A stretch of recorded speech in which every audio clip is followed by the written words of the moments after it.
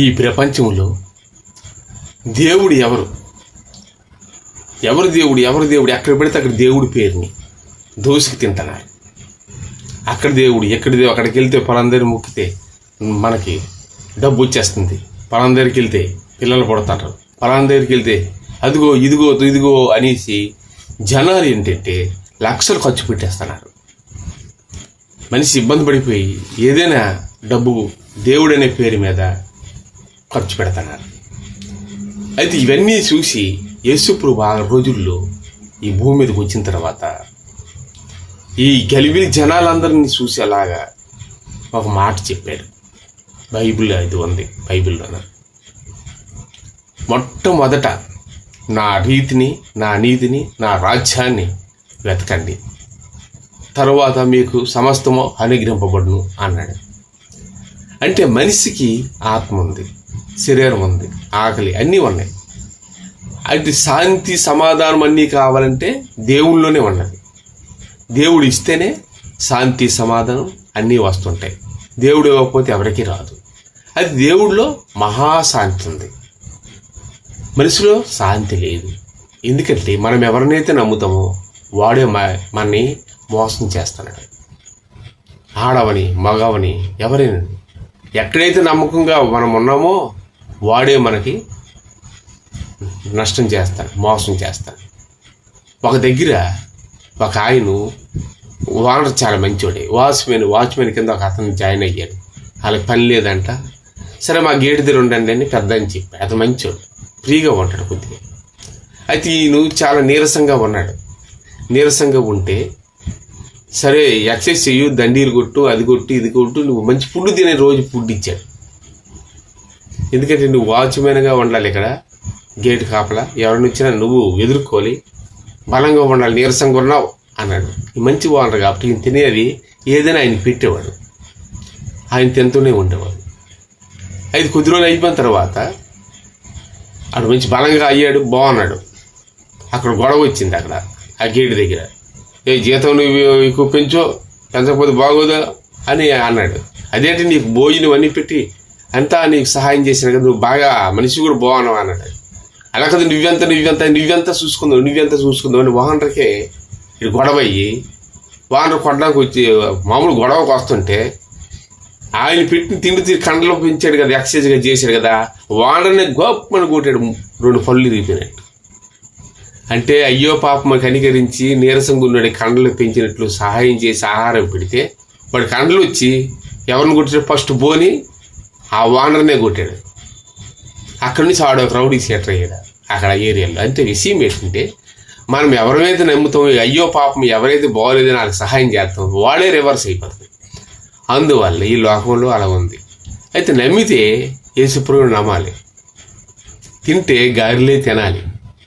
అంటే ఇదేంటి అనొచ్చు. అప్పుడు రోజుల్లోన అత్తోరింటికి ఎవరైనా పెండ్లు కూడా కుమారుడు ఎవరైనా వెళ్తే చూడడానికి అట్లకి గారెలు, చికెను బాగా వండి నిజంగా మెట్ల పులుసులు, మెట్ల ఎగురు, అలాగే ఇలాంటి చేపలు, కొరిమేరలు ఇలాంటివి వండి పెట్టేవాళ్ళు అల్లుళ్ళకి. అందుకని ఆ మాట గుర్తొచ్చింది. ఈ గారెలు తింటే గారెలే తినాలి, నమ్మితే యేసుప్రభువుని నమ్మాలి. ఎందుకంటే ప్రభువుని నమ్మిన ఎంతమంది నమ్మితే అందరూ కూడాను 50గే ఉన్నారు, అందరూ బాగున్నామంటారు. కాబట్టి 249 దేశాల్లో మొత్తం ఒక 150-160 దేశాలు యేసుప్రభువుని నమ్మినలే. సుమారు 100 దగ్గర ముస్లిమ్స్ క్రైస్తవులు ఒకటే దగ్గర. మరి ఉన్నవి అలాగే తప్పిపోయిన వాళ్ళు దేవుడు అనేది నమ్మి ఏం దేవుడు ఎటు మొక్కినా ఒకటే, అటు ఇటు బొమ్మల కాటికి మొక్కి ఇలా అలవాటు పడిన వాళ్ళే దేవుడి నుంచి తప్పారు. అందుకే 99 గుర్రులు నా దగ్గర ఉండగా గుర్రులు తప్పిపోయిన గురుండే నేను గురుండే వచ్చాను అని ప్రభు అన్నాడు. అంటే ఎక్కడైతే దేవుడిని తప్పిపోతాడో వాళ్ళ గురించి నేను వచ్చానని ప్రభు చెప్తాడు. కాబట్టి ప్రభు మొట్టమొదట నా నీతిని, నా రాజ్యాన్ని వెతకండి అన్నాడు. ఎందుకంటే ప్రపంచంలో ఎంతోమంది ఆయన్ని చూశారు, ఎక్కడైనా తప్పు చేస్తాడా, ఈ భూమి మీద పుట్టి రాజకీయ నాయకుడా, డబ్బు గురించి వచ్చాడా, ధనం గురించి వచ్చాడా అని ఆయన్ని ఎంక్వైరీ చేసి చూసేవాళ్ళు. ప్రభు ఎక్కడైనా ఒక నాణ్యం తెచ్చాడు, ఒకడు డబ్బు నీకు ఇవ్వాలి, కైసరికి ఇవ్వాలి, నువ్వు దేవునికి ఇవ్వాలని అంటే ప్రభు చెప్పాడు, ఏదో నాణ్యం అని చూశాడు ప్రభు. ఒకవైపు ఎవరికి బొమ్మ ఉంది అది కైస్తురుది, ఒక పక్క దేవునిది. దేవునికి ఇవ్వండి, కైసరు కూడా ఇవ్వండి అన్నాడు. ఎవరు వాళ్ళకి ఇవ్వండి అన్నాడు, కానీ నాకు ఇచ్చి అని నేను ఇక్కడ గొప్పగా వచ్చినట్టు ప్రభువు చెప్పలేదు. ఆయన నీతివంతుడే. ఆయన అలాగే ఒక స్త్రీని అందరూ రాళ్ళు చేసి కొడుతున్నారు, ఇది వ్యభిచారం చేసిందని. అంటే మోసే ధర్మశాస్త్రంలో వ్యభిచారం చేస్తే రాళ్ళతో కొట్టాలి. ప్రభువు వచ్చాడు అప్పుడు ఉన్న రోజుల్లోనే ఆ నేల మీద రాస్తాడు ఒక్కొక్కడు పాపములు. అంటే అందరూ పాపం చేసిన వాళ్ళే, అందరూ మీ పాపం చేసిన వాళ్ళు మీరే రాళ్ళతో కొడుతున్నారు రావిడిని అని. అప్పుడు ప్రభు ఆమెకు ఒక మాట చెప్పాడు, అమ్మా నిన్ను ఎవరూ శిక్షించరు, ఇక మీద నువ్వు పాపం చేయవద్దని ప్రభు చెప్పాడు. వాళ్ళకి రాయిల మీద రాశారు, మీరు పాపం చేయని వాడు ఎవరైనా ఉన్నాడా అని. అందరూ పాపం చేసి అసలు ఆవిడికి డబ్బులు ఇచ్చి అలవాటు చేసిన వీలే, అసలు వీలే పాపాడుతుంది అన్నట్టు ప్రభు నీతి పనులు చేశాడు. అన్ని నీతి ఆయన చేసినట్టు ఎవరు కూడాను లేరు. మరి ఉన్న దేవుళ్ళు అవి పేర్లు చాలాదేళ్ళు అంటారు.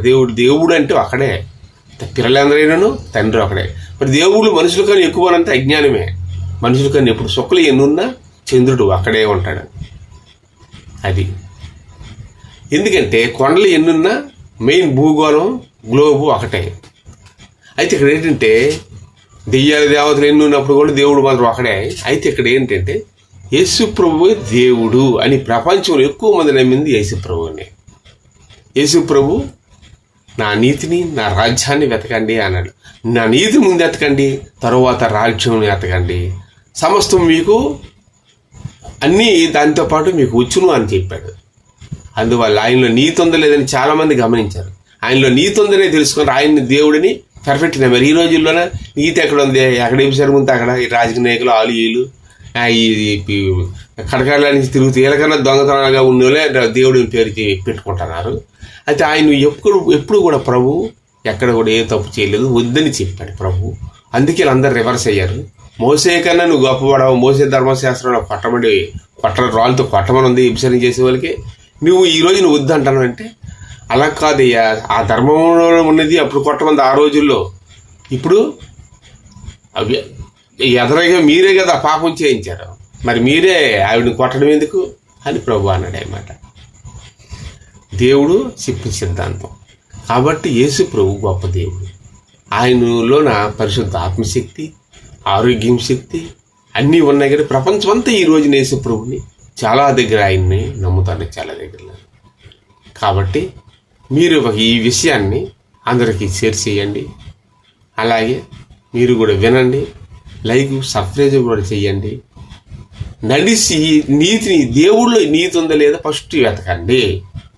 నీతి లేకపోతే వద్దు. ప్రపంచంలో నువ్వు దేవుడు ఎవరెవరని తెలుసుకోవాలనుకుంటే యేసుప్రభు సింపుల్ ప్రశ్న ఒక మాటే అన్నాడు, నా మొట్టమొదట నా నీతిని నా రాజ్యాన్ని వెతకండి, వాటితో పాటు సమస్తం మీకును అంగీకరింపబడును, మీకు లభించబడును అన్నాడు. మొట్టమొదట ఏది పడితే నమ్మి వద్దు. ఆయన మంచోడా లేదా, ఆయన ఉద్దేశం ఏంటి, ప్రభుత్వ చరిత్ర ఏంటి అని వెతకండి. ఆయనలో అంత 100% కూడా నీతి, అంతకని నీతి ప్రపంచం భూలోకంలో ఎవడు పుట్టలేదు, లేడు కూడా. కాబట్టి ఆయన దేవుడు అంతే. ఇంక నమ్మినమే. చూసి నమ్మినవాడి కంటే చూడక నమ్మినవాడు ధన్యుడు అని ప్రభువు చెప్పాడు. ఇక్కడ ఏంటంటే ఒక దగ్గర ప్రభువుని చేతులకి మేకులు కొట్టి అన్ని కొట్టిన తర్వాత ఆయన్ని చనిపోయిన తర్వాత ఆయన లేచాడు భూమి మీద సమాధి నుంచి. నేను లేచాను అని చెప్పాడు ప్రభు.